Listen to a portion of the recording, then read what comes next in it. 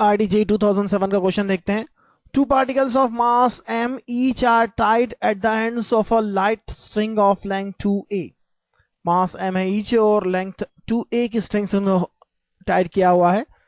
The whole system is kept on a frictionless horizontal surface with the string held tight so that each mass is at a distance a from the center p। Whole system is kept on a frictionless horizontal surface, यानी यह दोनों मास और यह string तीनों एक ही horizontal plane में है। अब देखते हैं with the string tight held tight so that each mass is at a distance A from the centre P. String को भी टाइट रखा गया है ताकि दोनों मासेस मैक्सिमम डिस्टेंस पर हैं एक दूसरे से, टू ए डिस्टेंस पर, मिड पॉइंट से ए डिस्टेंस पर। Now the mid point of the string is pulled vertically upward with a small but constant force F. अब इस हॉरिजॉन्टल सरफेस से vertically upward force F act हो रहा है। As a result the particle moves towards each other on the surface. Particle एक दूसरे की तरफ मूव करेंगे। अब यहां से और यहां पर फोर्स एफ एक्ट हो रहा है। यह डिस्टेंस तो ए रहेगी, लेकिन अब हमें क्या पूछा जा रहा है, the magnitude of isolation when the separation between them becomes 2x। अगर इन दोनों के बीच की सेपरेशन अगर हम यहां से यहां 2x लेते हैं तो यह x हो जाएगी ईच, और यहां फोर्स जो एक्ट हो रहा है वर्टिकल अपवर्ड फोर्स एक्ट होगा सपोज कैपिटल एफ, ये कैपिटल एफ लेना होगा, और यहां पर टेंशन टी एज्यूम करते हैं, यहां पर टेंशन टी एज्यूम करते हैं और इस ट्राइंगल को कंप्लीट करते हैं। तो आप देखिए क्या होंगे फोर्सेस। इस एंगल को हम थीटा लेते हैं, इस एंगल को हम थीटा लेते हैं, तो टी इस तरह से एक्टवर्ड होगा, यहां पर टी इस तरह से एक्ट होगा, टी का डाउनवर्ड कंपोनेंट होगा टी कॉस थीटा, यहां भी इस टी का डाउनवर्ड कंपोनेंट होगा T cos theta. So 2t cos theta will be equal to capital F. यहां से टी की वैल्यू फाइंड कर सकते हैं हम। टी होगा f/2 सेक थीटा, टी होगा f/2 सेक थीटा। और आप इस हॉरिजॉन्टल सरफेस पर हम देखें इनके मोशन ऑब्जेक्ट की, ऑब्जेक्ट पर टेंशन टी इस डायरेक्शन में लग रहा है, और टी का हॉरिजॉन्टल कंपोनेंट जो है, टी का हॉरिजॉन्टल कंपोनेंट जो है हॉरिजॉन्टल डायरेक्शन में एक्सेलरेशन प्रोड्यूस करेगा, वर्टिकल कंपोनेंट को एक्सेलरेशन प्रोड्यूस नहीं करेगा क्योंकि इसका मास mg डाउनवर्ड एक्ट हो रहा है। तो वर्टिकल डायरेक्शन में ऑब्वियसली अभी बैलेंस है सारे फोर्सेस, मोशन केवल हॉरिजॉन्टल डायरेक्शन में हो रहा है, तो एक्सेलरेशन जो होगा, एक्सेलरेशन होगा horizontal force divide by the mass, that is horizontal force is t sin theta divide by the mass. तो यहां पर t का horizontal component t sin theta होगा divide by the mass of the object. So t की value substitute करते हैं, t की value हो जाएगी t sin थीटा, t की वैल्यू हो जाएगी f/2 से theta is f/2 cos theta obviously.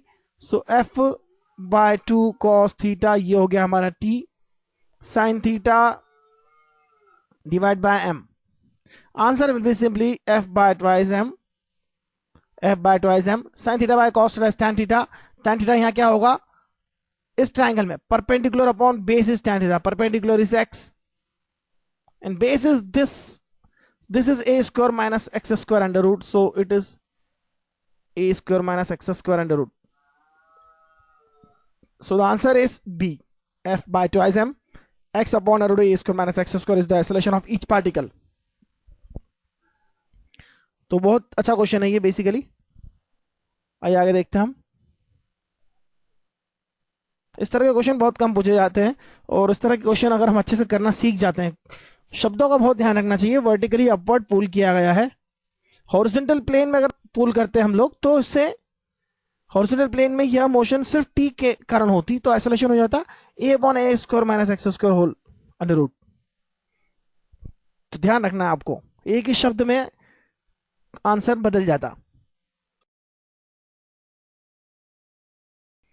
A flat plate moves normally with a speed v1 towards the horizontal z of water of uniform area of cross section। Uniform area of cross section के water beam है, यहां पर cross section area हमें given नहीं है लेकिन हम find करेंगे। The jet discharges water at a rate of volume v पर second at a speed of v2। Volume पर सेकेंड जो है v है और स्पीड v2 है, obviously v2 is the speed of this water and volume is suppose v, volume पर unit time is capital V। This is a good data here. The density of water is rho. Assume that water splashes along the surface of the plate at right angle to the original motion. Plate is also moving towards the water. Moves normally with a speed v1 towards the horizontal jet of water. This is v1. तो आइए देखते हैं. Assume that water splashes along the surface of the plate at right angle. अगर right angle पर splash हो रहा है, मतलब टकराने के बाद रिबाउंस नहीं हो रहा है, तो जो भी मोमेंटम है वाटर का वह पूरा मोमेंटम प्लेट को मिल रहा है. रिबाउंस नहीं हो रहा है तो rate of change of momentum हम फाइंड करेंगे बेसिकली यहां पर. तो जो मोमेंटम है पूरा यहां पर आकर प्लेट को मिल जाता है. The magnitude of the force acting on the plate due to the jet of water is. सबसे पहले तो हम एक काम करते हैं. अगर ये प्लेट v1 से मूव कर रही है, वाटर v2 से मूव कर रहा है, तो यहां पर रिलेटिव वेलोसिटी यूज करने में कोई प्रॉब्लम नहीं है, क्योंकि रिलेटिव वेलोसिटी यहां पर हो जाएगी. मैग्नीट्यूड अगर फाइंड करना है, magnitude of relative velocity find करना है मुझे, तो v2 प्लस v1 होगा. डायरेक्शन अपोजिट है इसलिए मैग्नीट्यूड ऐड हो जाएगा, क्योंकि इससे मुझे माइनस v1 लेना होगा. स्पीड वेलोसिटी के पॉइंट ऑफ व्यू से v2 माइनस v1 फाइंड करूंगा तो प्लस हो जाएगा. अल्टीमेटली मुझे इतना पता है कि ये मैग्नीट्यूड ऐड करना होता है जब अपोजिट डायरेक्शन में मोशन होती है और रिलेटिव वेलोसिटी का मैग्नीट्यूड फाइंड करना होता है, तो स्पीड ऐड हो जाएंगी. और दूसरी बात, अब आप इसे जीरो स्पीड पे मान लीजिए और हिट करने वाला वाटर की जो स्पीड होगी वो v2 प्लस v1 मान लीजिए. लेकिन वाटर जो आउटलेट हो रहा है हुआ तो v2 स्पीड से ही हो रहा है, वॉल्यूम v. फोर्स हो जाएगा यहां पर सीधे सीधे v is the speed of the water which hits it and dm by dt is the mass that is hitting the plate.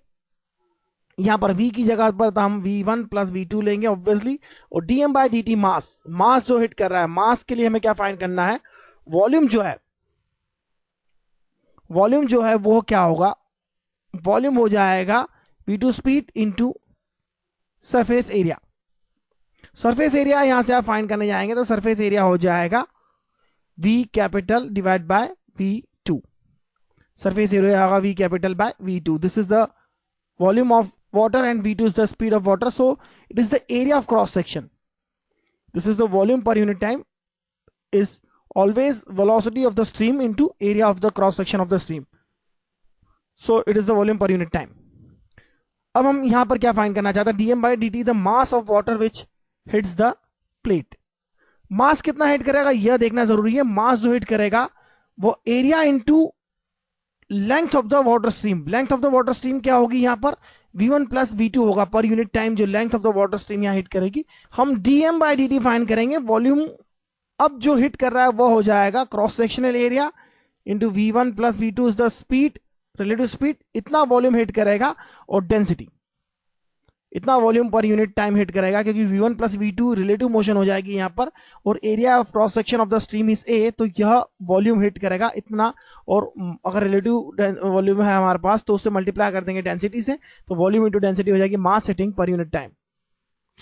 So f is v dm by dt where v is the relative speed. Obviously relative velocity हमें ली है यहां पर. Motion is a relative quantity और उसका use करने में कोई प्रॉब्लम नहीं है हमें. और एरिया हम यहां से v by v2 लेते हैं, तो हमारा आंसर हो जाएगा f is equal to this v, that is v1 plus v2, and this ये हो जाएगा v1 plus v2 whole square. Density is there also, and area को हम capital V by small v2 ले लेंगे, तो आंसर हो जाएगा D. तो आपको सिर्फ इतना समझना है कि यहां पर क्रॉस सेक्शन एरिया फाइंड करने के लिए कैपिटल V बाय v2 लेना है, बाकी तो सब कुछ सेम है जिससे कि क्वेश्चन हम कर चुके हैं थ्योरी में भी. तो आइए हम आगे देखते हैं.